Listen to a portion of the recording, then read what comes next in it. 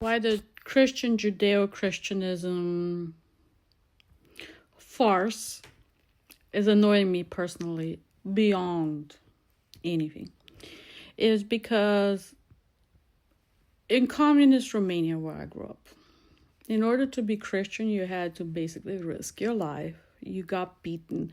And not meaning like Orthodox Christian, because that was a religion that was accepted. It was like anything like that America would have, like Pentecostal, non-denominational, Baptist, whatever.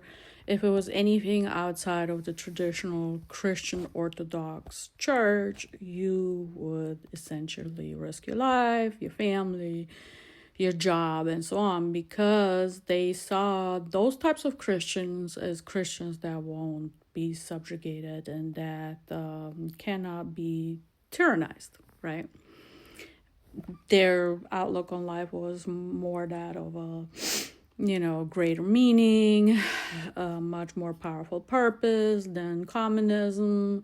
Also, as well, going to heaven, possibly the rapture coming, and so on and so on.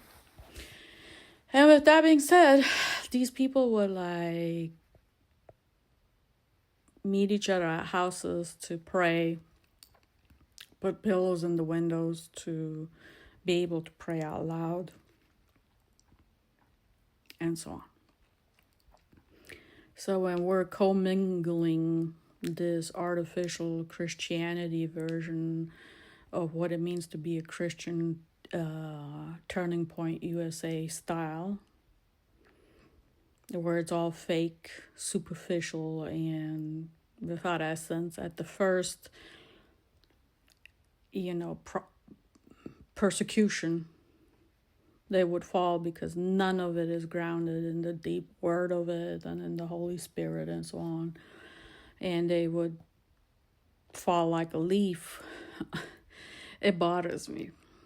And it bothers me even more so when the entire movement is built on a person that may have believed sincerely that he's Christian, and his wife had a huge influence on his politics and probably was his handler. But there were some very unchristian-like things he said towards the end, right? For one, his friend is fighting literally with the entire world to uncover what truly happened to him, which should have been his widow wife putting that level of effort into the truth, but she's evidently sold out for whatever she made or Turning Point USA made. Now, with that being said, I can't really blame her, because if your husband passed and you're worried about the kids, as a mother, you're gonna do what you're gonna do to assure that the children continue to have that type of lifestyle. Now, somebody that is into Christianity shouldn't have that lifestyle to begin with. You should never get to a point where you're that rich. You should give most of it away to the needy ones, but I digress.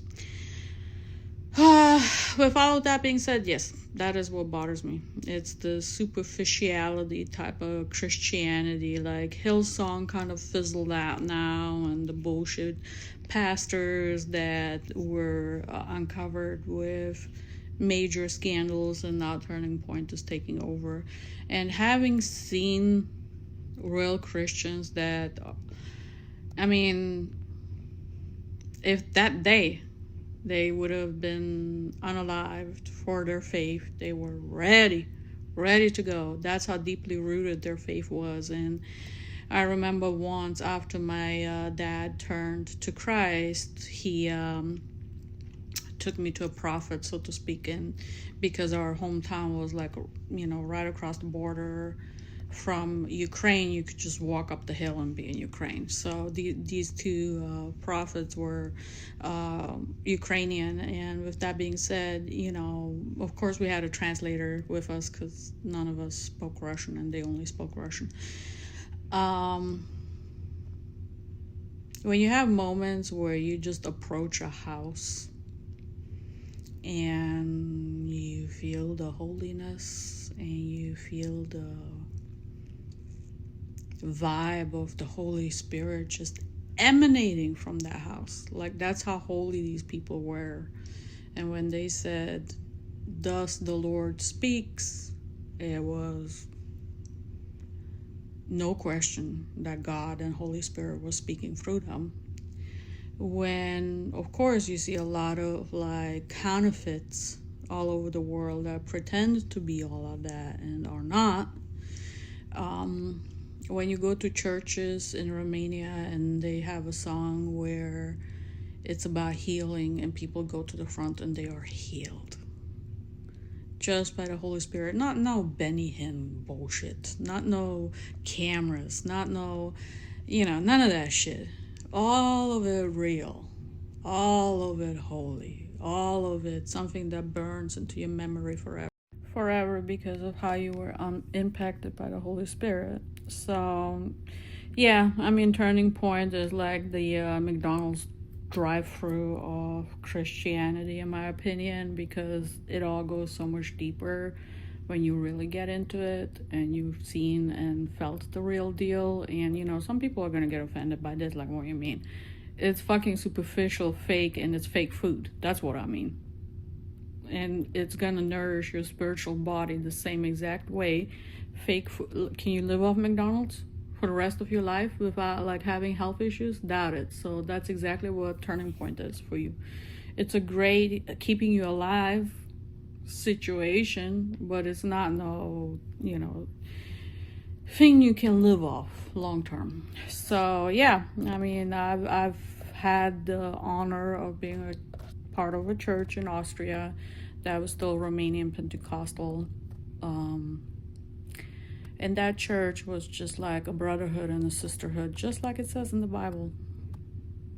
It was so tight-knit, not in a cultish way, the way I've encountered some churches here in America, but it was so tight-knit that they would have prayer on Wednesday night and prayer on Saturday night and Sunday night, Sunday we would go to church in the morning, and in between church we would all hang out, the teenagers and teens and young adults, and play soccer or do whatever, and go into the city, whatever, go ice skating, whatever the situation was. And then at night it was like church, but then like the Holy Spirit was so felt in our midst that we would continue to pray till like midnight or 1 o'clock in the morning, and songs. And I mean, that's what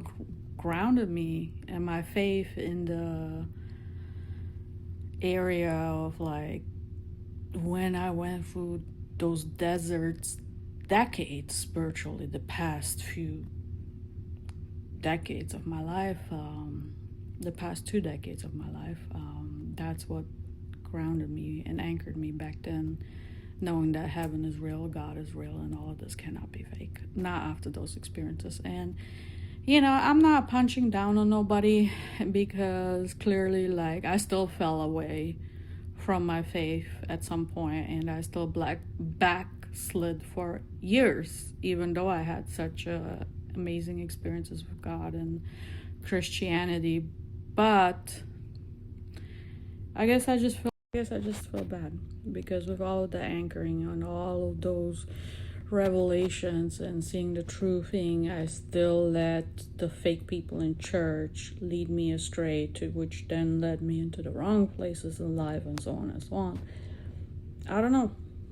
I feel like a foundation built on turning point soil is the equivalent of building your Christian foundation on sand instead of rock. That's the issue.